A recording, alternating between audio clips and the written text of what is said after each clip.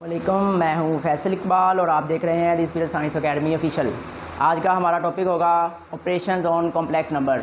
तो अपने टॉपिक पर जाने से पहले एक बात मैं आपसे अर्ज़ करता चलूं कि अगर आप हमारे चैनल पर नए हैं, आपने अभी तक हमारा चैनल सब्सक्राइब नहीं किया तो काइंडली हमारे चैनल को सब्सक्राइब कर दें और बेल आइकॉन के बटन को लाजमी प्रेस कीजिएगा ताकि हर आने वाली नई वीडियो का नोटिफिकेशन आपके पास फौरी तौर पर आ सके। तो चलते हैं अपने टॉपिक की तरफ। तो हमारा टॉपिक है आज का ऑपरेशंस ऑन कॉम्प्लेक्स नंबर्स। तो ऑपरेशंस कौन कौन से हो सकते हैं हमारे पास? एडिशन हो सकता है, सब्ट्रैक्शन हो सकता है, मल्टीप्लिकेशन हो सकता है और डिवीजन हो सकता है। ये चार ऑपरेशंस हम कॉम्प्लेक्स नंबर के ऊपर डिस्कस करेंगे।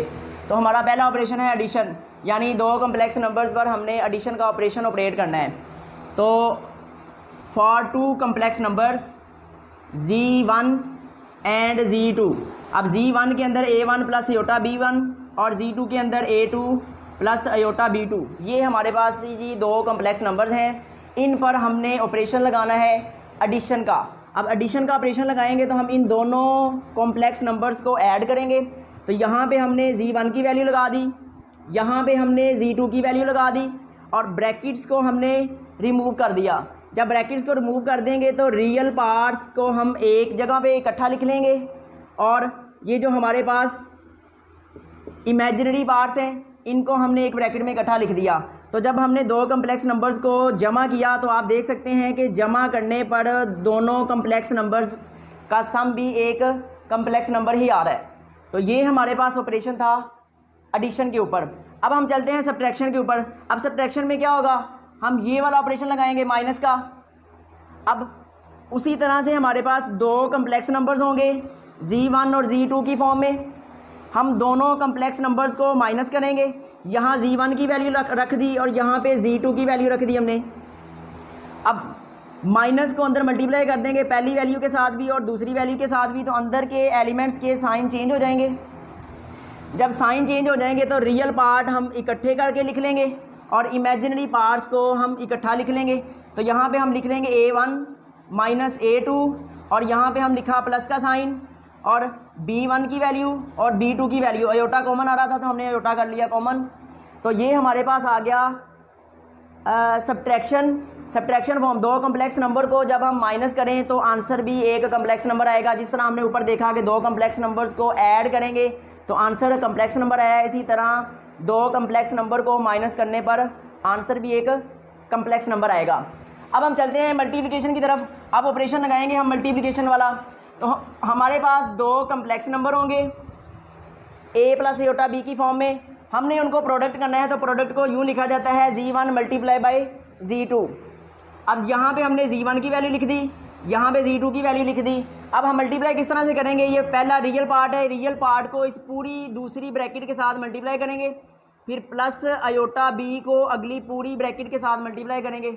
अब मल्टीप्लाई करने के बाद पहला एलिमेंट पहले से मल्टीप्लाई होगा, दूसरा एलिमेंट दूसरे से मल्टीप्लाई होगा। इसी तरह यहाँ पे पहला एलिमेंट पहले एलिमेंट से मल्टीप्लाई होगा और पहला एलिमेंट दूसरे एलिमेंट के साथ मल्टीप्लाई होगा। तो मल्टीप्लाई होने के बाद क्या होगा, A1 multiply by A2 is equal to A1 A2। इसी तरह प्लस अयोटा और A1 मल्टीप्लाई होगा B2 के साथ, तो A1 B2 आ गया और B1 को हमने A2 से मल्टीप्लाई किया प्लस अयोटा स्क्वायर B1 को B2 से मल्टीप्लाई कर दिया। और हमें पता है, हम इससे पहले लेक्चर में हम डिस्कस कर चुके हैं कि अयोटा स्क्वायर किसके बराबर होता है, अयोटा स्क्वायर -1 के बराबर होता है। तो हम इस प्लस अयोटा स्क्वायर की जगह पे माइनस की अलामत लगा देंगे, बाकी सारा कुछ हमारे पास एज इट लिखा हुआ है।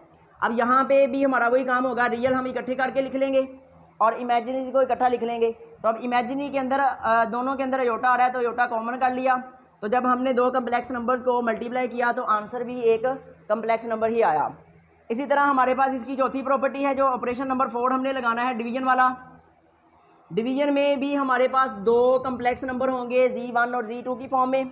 हम यहाँ पे इसको Z1 डिवाइडेड बाय Z2 लिखेंगे और Z1 की वैल्यू लिख दी, Z2 की वैल्यू लिख दी। और आपको पता है, हमने पढ़ा हुआ है कि जब कम्प्लेक्स नंबर डिनोमिनेटर में आ जाए, ओवर के अंदर आ जाए, तो हम इस अयोटा को रैशनलाइज करते हैं, बटे के अंदर जो भी वैल्यू होती है डिनोमिनेटर के अंदर उसका साइन चेंज करके मल्टीप्लाई भी करते हैं और डिवाइड भी करते हैं। तो यहाँ हमने इस वाली वैल्यू का साइन चेंज करके, अयोटा वाला साइन चेंज करके मल्टीप्लाई भी किया और डिवाइड भी कर दिया। अब ऊपर वाली वैल्यूज़ आमने सामने जो है वो मल्टीप्लाई होंगी और नीचे वाली वैल्यूज़ आपस में मल्टीप्लाई होंगी। यहाँ पे फिर वही मल्टीप्लिकेशन वाला ऑपरेशन लगाएंगे जो इससे पहली प्रॉपर्टी के अंदर हमने डिस्कस किया था। पहले एलिमेंट A1 को इस पूरी ब्रैकेट से मल्टीप्लाई करेंगे, फिर प्लस आयोटा B को भी पूरी ब्रैकेट के साथ हम मल्टीप्लाई करेंगे, और नीचे हमारे पास बन रहा है A plus B A minus B। Formula बन रहा है A plus B into A minus B। तो इसका फार्मूला हमने पढ़ा हुआ है, पहली वैल्यू का स्क्वायर होता है माइनस दूसरे वाली वैल्यू का स्क्वायर होता है। तो नीचे डिनोमिनेटर में ये फार्मूला आ जाएगा और ऊपर मल्टीप्लिकेशन सादा जो हमने पहले पढ़ ली। तो A1 को पहले ना एलिमेंट से मल्टीप्लाई करेंगे, A1 A2 माइनस का sign as it is, A1 multiply होगा B2 के साथ और प्लस अयोटा B1 A2 के साथ मल्टीप्लाई होगा, plus minus minus iota iota square हो जाएगा और B1 B2। अब यहाँ पे फिर अयोटा स्क्वायर की वैल्यू लगा देंगे जो कि -1 होती है। तो माइनस पहले था, एक माइनस और आएगा तो वो प्लस हो जाएगा। अब यहाँ पे रियल को हमने इकट्ठा लिख दिया एक ब्रैकेट के अंदर।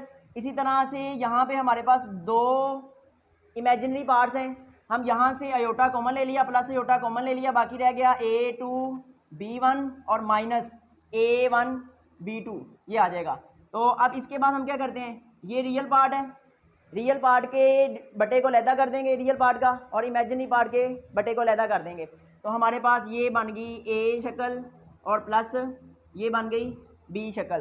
तो A प्लस अयोटा B, जब दो कम्प्लेक्स नंबर्स को डिवाइड किया जाता है तो आप देख रहे हैं कि आंसर भी एक कम्प्लेक्स नंबर आता है। इसी तरह चारों की चारों प्रॉपर्टीज़ हमने डिस्कस की, तो चारों ऑपरेशन लगाने पर आने वाला आंसर भी एक कम्प्लेक्स नंबर होता है। अब हम चलते हैं multiplicative inverse of a complex number. किसी कम्प्लेक्स नंबर, अच्छा ये जो हमारे पास मल्टीप्लिकेटिव इन्वर्स निकालना है किसी दिए गए कम्प्लेक्स नंबर का, तो multiplicative inverse of a non zero complex number. अब जो कम्प्लेक्स नंबर है उस पर कंडीशन है कि वो जो कम्प्लेक्स नंबर आपने लेना है जिसका मल्टीप्लिकेटिव इन्वर्स निकालना है वो नॉन जीरो होना चाहिए, यानी कि जीरो के अलावा होना चाहिए। वो सारा कम्प्लेक्स नंबर जीरो ना हो, यानी कि इस तरह ना हो कि आपके पास, हम तो यूँ लिखते हैं कम्प्लेक्स नंबर को, यूँ ना हो 0 प्लस 0 योटा, ऐसा नहीं होना चाहिए। नॉन ज़ीरो नहीं होना चाहिए, कोई इस फॉर्म का होना चाहिए। तो हम नॉन ज़ीरो कम्प्लेक्स नंबर लेंगे, ये हमने नॉन ज़ीरो कम्प्लेक्स नंबर ले लिया। इसको डिनोट किया जाता है 1/z के साथ, या हम इसको डिनोट करते हैं z पावर -1। ये मल्टीप्लिकेटिव इन्वर्स के सिंबल्स हैं, या z की पावर -1 से लिखा जाता है, या 1/z के साथ डिनोट किया जाता है जी मल्टीप्लिकेटिव इन्वर्स को। अब हमने लिखा 1/z is equal 1 as it is, over में जो z लिखा हुआ है, z की वैल्यू हमारे पास है x प्लस अयोटा y। अब यहाँ पे फिर वही बात आ गई, अगर अयोटा डिनोमिनेटर के अंदर आ जाए हम उसको रैशनलाइज करते हैं, डिनोमिनेटर में जो वैल्यू लिखी है उसी का साइन अयोटा वाला चेंज करके मल्टीप्लाई और डिवाइड कर देते हैं। तो ऊपर वाली वैल्यू ऊपर मल्टीप्लाई हो जाएगी और नीचे वाली वैल्यू नीचे मल्टीप्लाई हो जाएगी। तो हमारे पास इस तरह की शेप आ गई। अब यहाँ पे फिर वही फार्मूला बन गया A प्लस B A और माइनस B। तो फार्मूला लगा देंगे A square minus B square. अब यहाँ पे ये आएगा हमारे पास x माइनस अयोटा y, तो एज इट इज़ आ गया। अब x का स्क्वायर माइनस अयोटा का स्क्वायर और y का स्क्वायर। अब x स्क्वायर किसके अयोटा स्क्वायर था हमारे पास -1 के बराबर, तो -1 इस वाला और -1 ये, माइनस माइनस होके प्लस हो जाएगा।